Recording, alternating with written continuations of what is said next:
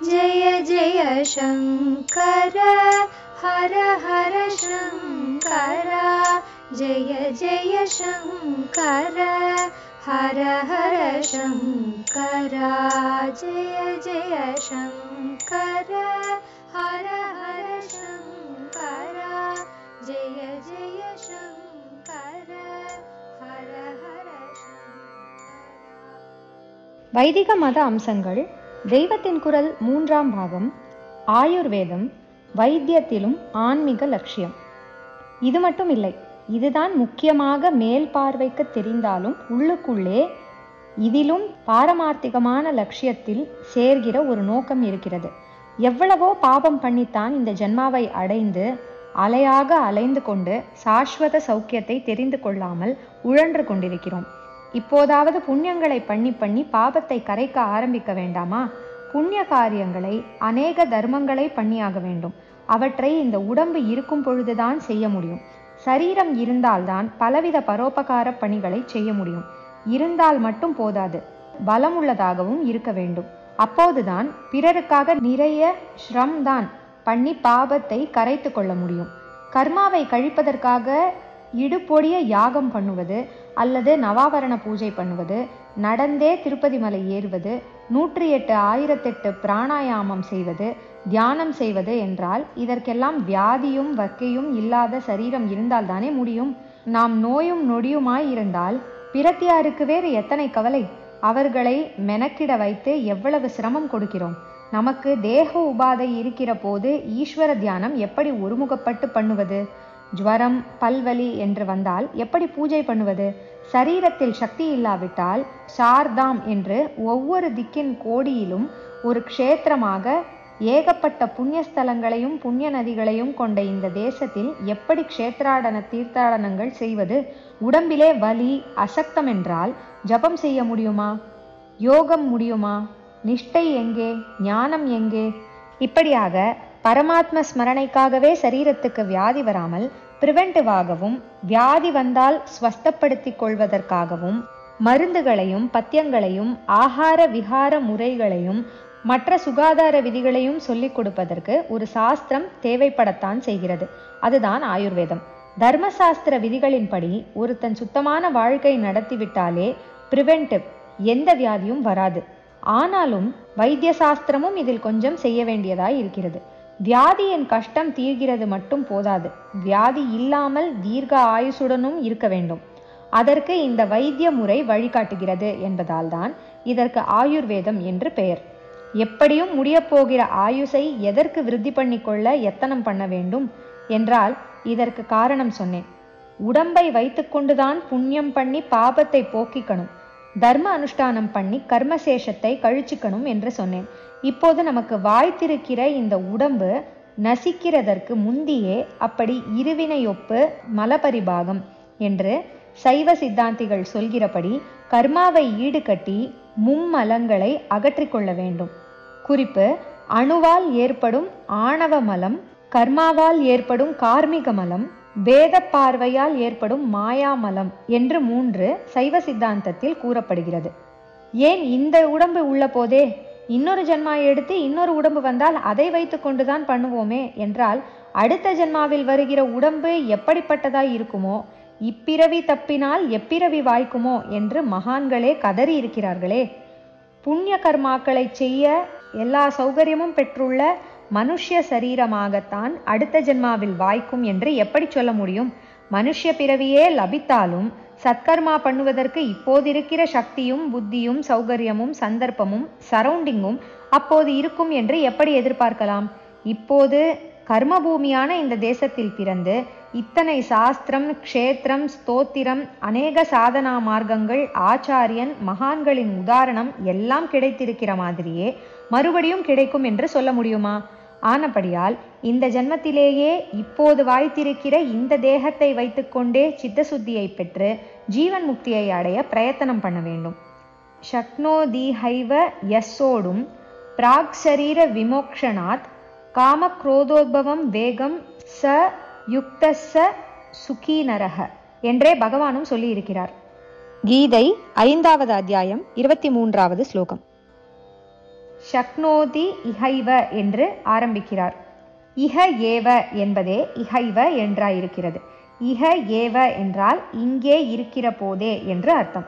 அப்புறம் பிராக் சரீர விமோக்ஷனாத் என்கிறாரே, அதற்கு இந்த உடம்பு போவதற்கு முன்னாடியே என்று அர்த்தம். இங்கேயே இந்த உடம்பு போகிறதற்கு முந்தியே எவன் காமக்ரோதங்களால் உண்டாகும் சலனத்தை தாங்குவதற்கு, அதாவது அதுகளால் தான் பாதிக்கப்படாமல் அவற்றை அடக்கி ஆள்வதற்கு வலியவனாக ஆகிறானோ அவன்தான் யோக சித்தி பெற்றவன், அவன்தான் நிஜ சுகத்தை கண்டவன் என்ற கருத்தையே இந்த ஸ்லோகத்தில் சொல்லியிருக்கிறார். காமமும் குரோதமும் போகத்தான், அதாவது சித்தம் சுத்தியாகிறதற்குத்தான் இத்தனை புண்ணிய கர்மாக்கள், மதானுஷ்டானங்கள். இந்த சரீரம் விழுகிறதற்கு முந்தியே இதை கருவியாக வைத்துக்கொண்டே இவற்றை பண்ணி பண்ணி உயிரும் உடலும் பிரிவதற்கு முன் காமமில்லை குரோதமில்லை என்று ஆக்கி கொண்டு விட்டால் அப்புறம் உயிர் பிரிகிற போது பேருயிர் என்கிறார்களே, அதில் போய் கலந்து விடலாம். மறுபடி உடம்பு எடுக்க வேண்டாம். அப்படி செய்யாமல் உயிரை விட்டால் மறுபடி அது மாட்டு உடம்பில் புகுந்து கொள்ளுமோ ஆட்டு உடம்பில் புகுந்து கொள்ளுமோ நமக்கு தெரியாது. ஆகையால் காமக்ரோதாதிகளை போக்கிக் கொண்டு விட்டோம், மன மாசுகளை முழுவதும் துடைத்தெடுத்து விட்டோம் என்று தெரிகிற வரை இந்த சரீரத்தை காப்பாற்றிக் கொள்வதற்கான பிரயத்தனத்தை பண்ணத்தான் வேண்டும். நாம் பிரயத்தனம் பண்ணியும் அவன் ஆயுசை முடித்துவிட்டால் வேறு விஷயம். நம் கர்மா அவன் லீலை, அப்படி நடந்தால் நடந்துவிட்டு போகட்டும், அதில் நாம் பண்ணிக்கொள்கிறதற்கு எதுவும் இல்லை. சாவு அவன் கையில்தான் இருக்கிறது என்றால் அப்புறம் நம்மளவில் நாம் ஆயுசை நீடித்து கொள்ள பார்ப்பதில் என்ன அர்த்தம் இருக்கிறது என்று கேட்பவர்களுக்கு ஒன்று சொல்கிறேன். அப்படி பார்த்தால் சாவு மட்டும்தானா? நம்முடைய சகல விஷயங்களுமே, கல்யாணம், கார்த்திகை, உத்தியோகம், சாதனை பண்ணுவது, நல்லது செய்வது, கெட்டது செய்வது எல்லாமே அவன் கையில்தான் இருக்கிறது. அந்த சூத்திரதாரி ஆட்டுவிக்காமல் நாம் என்னத்தான் பண்ண முடியும்? ஆனாலும் ஏதோ ஒரு வினோதமாக இதில் நமக்கே கொஞ்சம் ஸ்வயேச்சை சுவாதந்திரியம் இருந்து நாமாக புருஷயத்தனம் பண்ணி இந்த மற்ற எல்லா விஷயங்களையும் நடத்தி கொள்கிற மாதிரி தானே இந்த நாடகம் நடக்கிறது. அதனால் இதில் அவன் கையிலேயே இருக்கிற மற்ற எல்லா விஷயங்களிலும் நம் இஷ்டம், நம் பிரயாசை இவற்றை கொண்டு நாமே செய்து கொள்கிற மாதிரிதான் மரணம் அவன் கையிலேயே இருந்தாலும் இந்த பிறவி முடியும் முன் ஜனன மரணத்தை தாண்டுவதற்கான யோக்கியதையை நாமே சம்பாதித்து கொண்டு விட வேண்டும் என்ற நோக்கத்தில் ஆயுஷ் ரக்ஷணை செய்து கொள்ள வேண்டியவர்களாக இருக்கிறோம். இதற்காகவே உடம்பை ஜாகிரதையாக காப்பாற்ற வேண்டும். இதற்கு உதவும்படியாகத்தான் அநேக ரிஷிகள் ஆயுர்வேத சாஸ்திரங்களை செய்து கொடுத்திருக்கிறார்கள். ஆயுர்வேதத்தில் இந்த விஷயம் தெளிவாக சொல்லப்பட்டிருக்கிறது. நாஸ்திகனுக்கு வைத்தியம் செய்யாதே என்று அதில் சொல்லி இருக்கிறது. அது இந்த உள்ளர்த்தத்தில்தான்.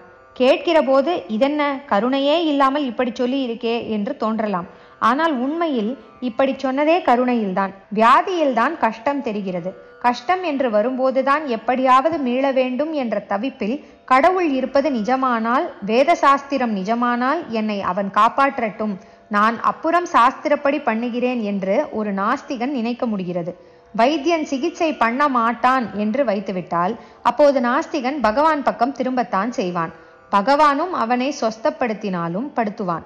அப்பர், கூன் பாண்டியன் மாதிரியானவர்கள் நாஸ்திகர்களான போது ஈஸ்வர சங்கல்பத்திலேயே அவர்களுக்கு வியாதி வந்து அப்புறம் ஈஸ்வர சக்தியிலேயே அவர்கள் குணமானதையும் அதனால் அநேகம் பேர் வேதத்துக்கு திரும்பி ஆஸ்திகர்களாக ஆனதையும் பற்றி படிக்கிறோம்.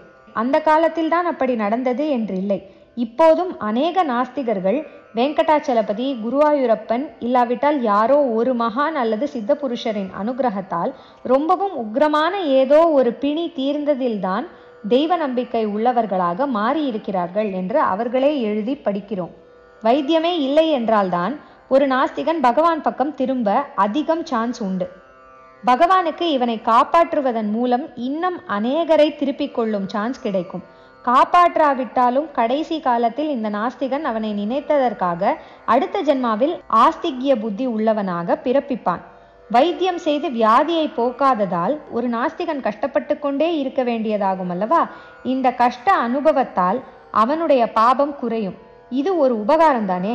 பாபத்தை போக்கிக் கொள்ள அவன் வேறு எந்த அனுஷ்டானமும் பண்ணாதவனாச்சே. நாஸ்திகனுக்கு வைத்தியம் பண்ணி ஆயுசை விருத்தி பண்ணுவதால் அவன் நாஸ்திக்ய பாபத்தையும் விருத்தி செய்து கொள்வதாகவே ஆகும். அவனால் ஊர் கெடுவதற்கும் ஜாஸ்தி வாய்ப்பு தந்ததாகும். இந்த மகா தோஷம் எல்லாம் அவனுக்கு சேர வேண்டாம் என்ற கருணையால் தான் அப்படி சொன்னது. இந்த விஷயம் இருக்கட்டும். நான் சொன்னவற்றில் இருந்து என்ன ஏற்படுகிறதென்றால், மத ரீதியாகவும் வேதாந்த திருஷ்டியாகவும் பார்த்தால் கூட சரீர சம்ரக்ஷணம் அவசியம்தான். தர்மத்தை சாதிப்பதற்குரிய கருவியாக இருப்பது இந்த சரீரமே அல்லவா? சரீரம் ஆத்யம் கலு தர்ம சாதனம் என்றே காளிதாசன் எழுதி வைத்துவிட்டு போயிருக்கிறான். குறிப்பு: குமார சம்பவம் 5.33. சுவரை வைத்தே சித்திரம் எழுதணும் என்பது இதுவே.